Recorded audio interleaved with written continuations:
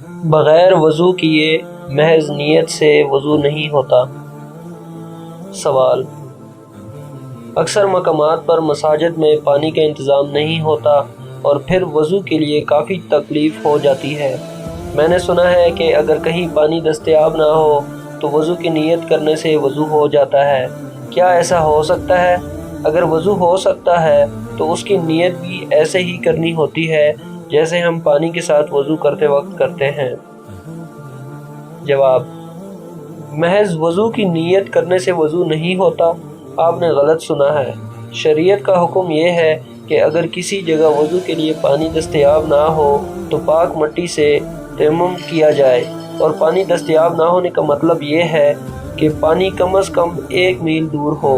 اس لیے شہر میں پانی کی دستیاب نہ ہونے کی کوئی وجہ نہیں، جنگل میں ایسی صورت پیش آ سکتی ہے۔